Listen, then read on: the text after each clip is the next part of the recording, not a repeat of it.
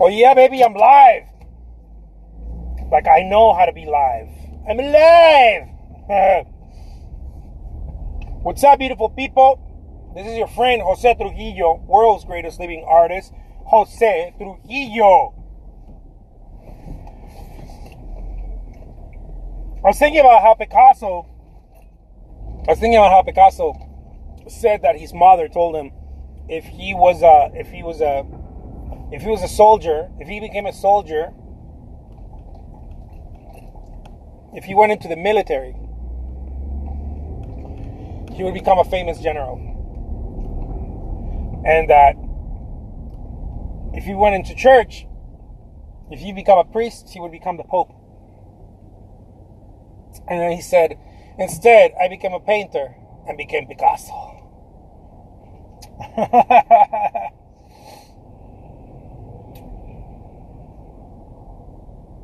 I find it very insightful.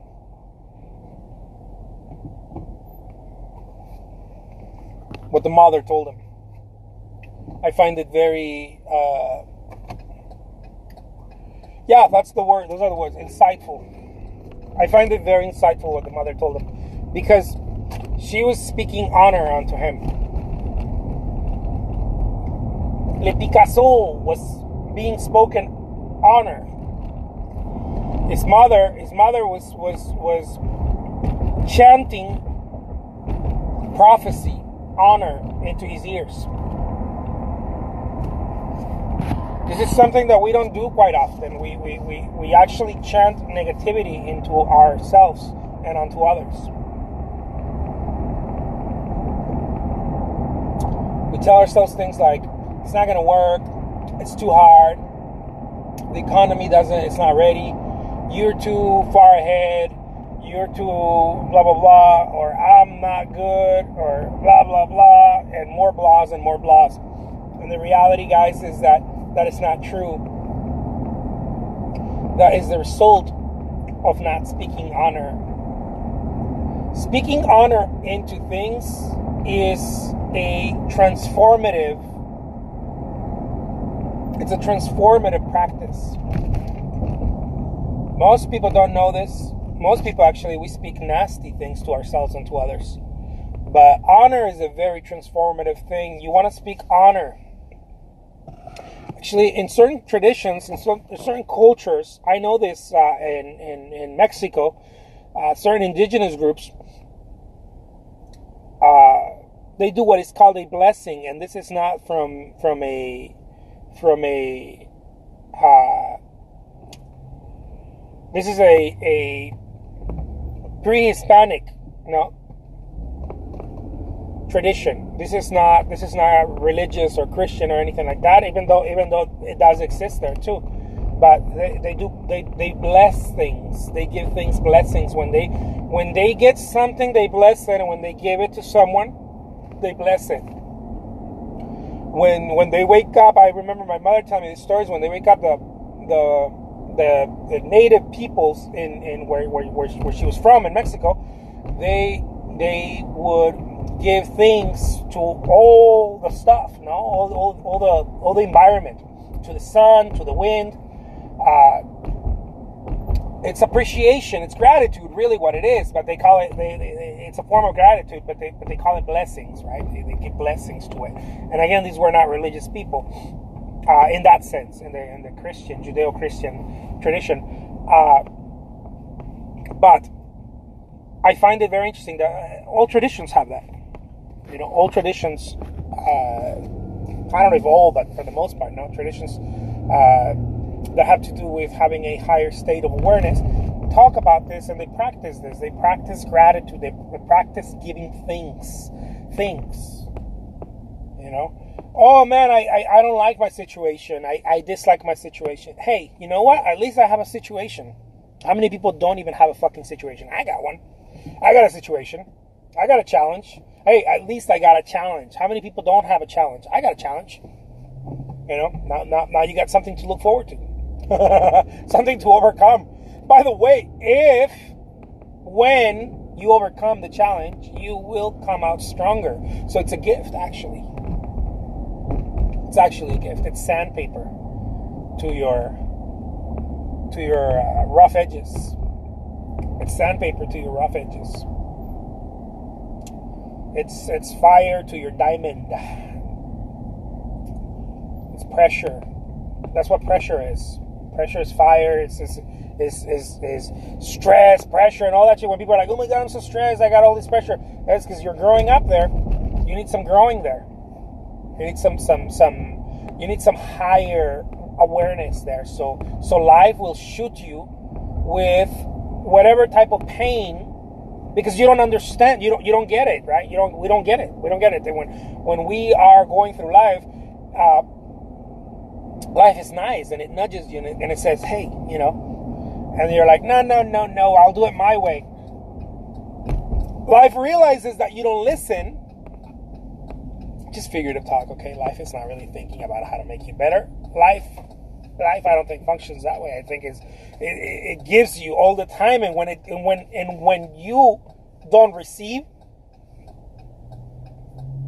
it forces you to pay attention. It forces you, right? Through stress, through loss, through challenges. You're like, "Oh fuck, man! I didn't know that this was gonna happen." Life has an interesting way of teaching.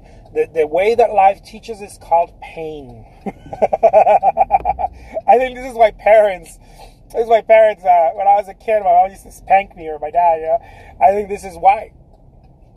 I think this is. I'm not saying it's right. Don't do it. But I think that it comes natural, right? Like life smacks me, I'll smack you too. So, I think that it's an observation, right? Life has an interesting way of doing things. It gives you pain. When you neglect something, it takes it away. Use it or lose it, right? Use it or lose it. When you neglect something, it takes it away. Or it makes it unbearable. It makes it unbearable. Some people, like marriages, right? You neglect your spouse or whatever. Either it takes it away or it makes it unbearable. It makes it like a horrible situation, right? And so people go through their lives going like, "Oh fuck, man, why is this so difficult?" Dude, you're not paying attention to it. That's why it's difficult. Anything that you do not pay attention to will either become extremely difficult to deal with or will be taken away. Attention is the holy grail. Attention is the ultimate teaching of the world. What sages, saints, holy people, and crazies have been teaching throughout millennia is not how to be a good person. It's not how to be nice. It's not how to. It's attention. They've been teaching attention. They've been teaching to.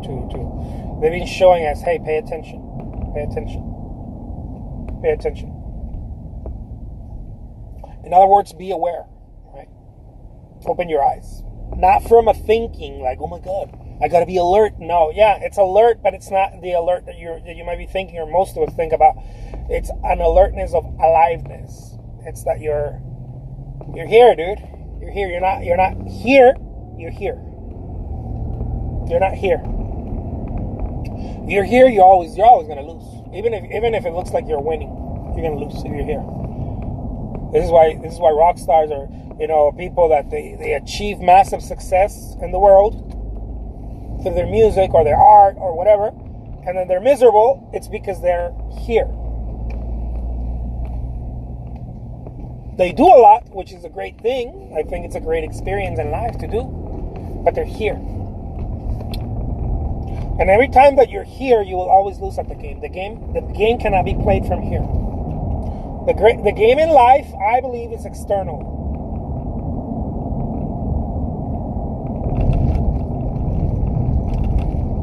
It's external. It's outside of yourself. That's why people, when they go after something, they're like, "I need to reach something higher than myself." They go, "Something bigger than me." Well, yeah, what they're saying is that I want to do something that is not just about me. Because if it's about me, I have psychological pain because me is a very selfish point of view. It's me, little me. How can I take care of myself? How can I feel better about myself? How can I find inspiration? How can I paint? How can I learn how to paint? Nobody understands me. Old fucking me never gets anything right. Because me is a state, it's a very little state. It's not even that it's me, it's an idea of me. When it's you, when it's the right you, it's actually outside of you. When it's the right you, when you are dealing with yourself, let's put it in those words, when you're dealing with yourself, when you're speaking about yourself, or you're going through life to take care of you, your family, your health, your wealth, whatever, your peace, your whatever, you're doing it from a point outside of you. You're doing it outside of you. Don't believe me? Look. If you want to do great at work, what do you have to do? You have to be unselfish. You got to stop thinking about yourself. You got to start thinking about the customer, your boss. You got to start thinking about them, and not from a victim, because a lot of people use that as a victim. They're like, oh man, I give, and they don't give nothing back. Dude, maybe you don't give enough. Maybe you don't give enough. Or maybe you give in a way that you're hoping that you're going to be acknowledged. And that's not how you give. That's not how you give. You just give. And then you move on and you just give. And then you give. And you look and you for example, if you're an artist and you want to sell your paintings, most people, most artists, what we do is that we're like, I need to get paid for my time, man. I need to get paid for my time, my materials. Everything's so expensive. It's all fucking selfish people, man. Selfish. Bullshit just comes out of your mouth. I know, because I've spoken to many artists, and that's the first fucking thing they say. They're like, man, I gotta get paid for my time. You know, I hope people pay me for my time. Dude, your time is not worth anything yet. It's not. Not until you start giving. Then your time will be worth something.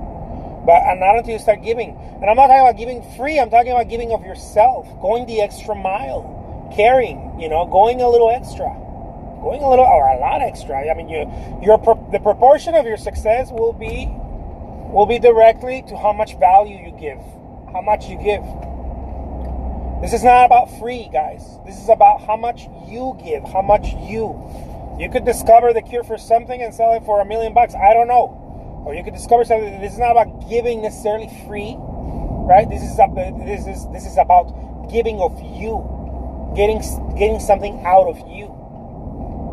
And this is where people go wrong. They're like, man, I need to get paid for my time. But your time is not worth anything yet. Give it away. Give it away. Freely give it. Charge for it. I don't know, but give value. You need to give value.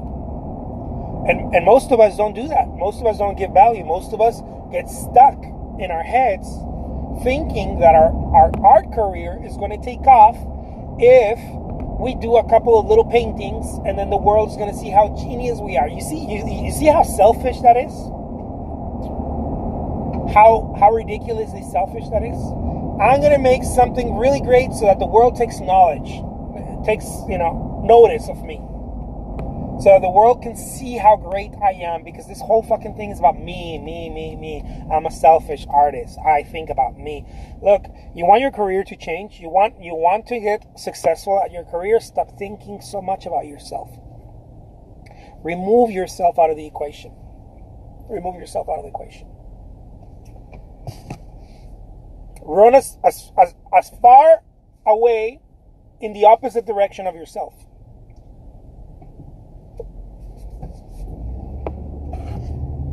Run as far away in the opposite direction of yourself.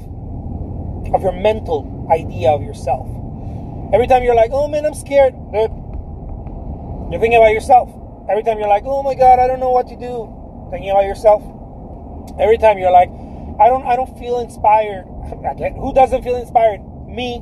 I don't feel like painting today. Me, I don't. It's about me and my fucking little problems. Me and my limitations. Me and my challenges. See, the moment that you flip that to, I don't care how I feel, I'm going to do this. I don't care whether I get paid or not, or how much I get paid, I will do this. I don't care how many hours I put into this, I will get it done. I don't care how much it's going to take me, how much effort, how much saliva, as we say in Spanish, in order to talk, right? How much saliva is going to take me, I'm going to say it. I don't care the effort involved, it will happen because I'm going to make it happen. See, you get out of yourself. You step away from yourself. You actually become highly responsible, right? When you do that, you become highly responsible. You become responsive. You stop thinking about yourself and you're like, okay, well, this needs to happen. This needs to happen. I need to sell these paintings, right? I need to do this. I need to do that. Why? Because I'm doing it to give, right? To give. When you create artwork, who are you doing it for? This is why in Christianity and other traditions they say for higher glory, right? For someone else, for something else, for are you doing it for you or for God? This is what some Christian groups say, right? Are you doing it for yourself or for God? Who are you doing it for? Because it gives you perspective. Are you stuck in yourself? Is what they're trying to say. Are you stuck in your ego? Or are you outside? And in order to say outside, they use the term God. Right? Are you stuck in yourself? Or are you doing it for a higher glory, for a greater glory? Meaning outside of you, right? Outside of you. Who are you doing it for? And this is where it becomes extremely challenging for artists who all we do is think about ourselves.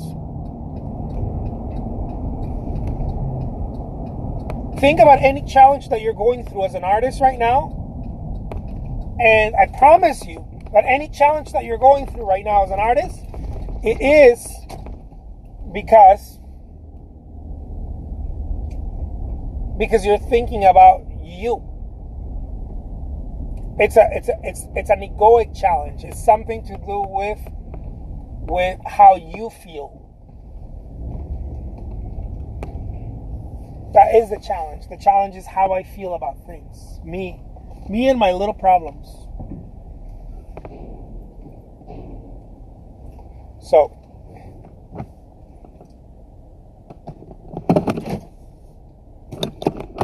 oh man, this place is closed still.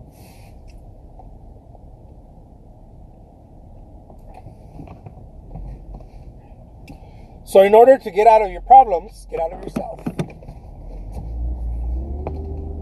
Or go into yourself is another way of saying it too. Some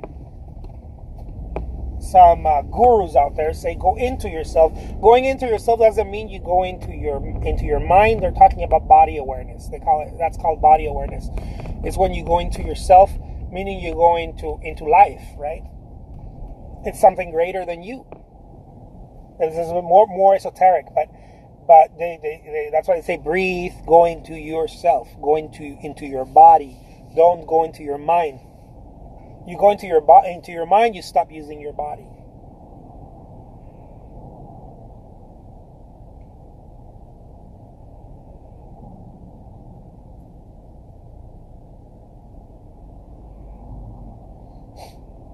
So, this is what I'm trying to share with you guys today. Find yourself speaking about yourself and get away from it.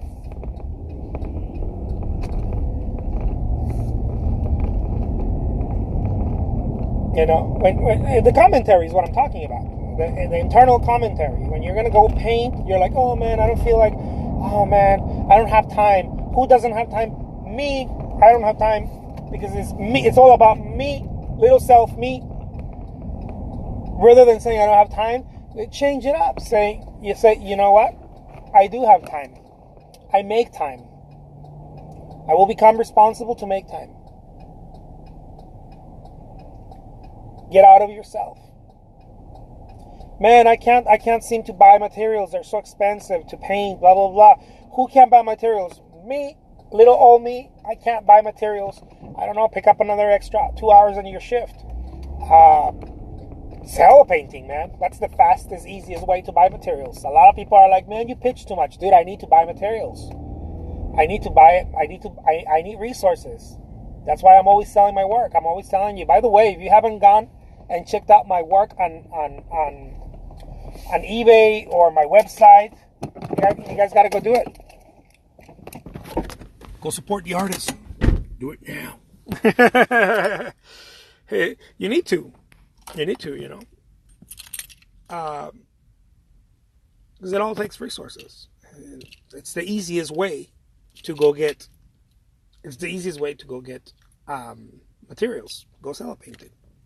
It's the fastest, easiest way. Why do I say this? Look, guys, the reason why I say this is because most people don't get $100 an hour, or $200 an hour, or $500 an hour. And if a painting takes you, I don't know, 1 or 2 hours, and you sell it for $500 or $300, you're making over $100 an hour. Most people don't do that in their jobs. That's why I say it's the easiest and fastest way. It's such a fast way of going and getting resources. Anyways, I'll leave you with that. My name is Jose Trujillo. I'm an artist. Take care, guys. Talk to you soon. Bye-bye.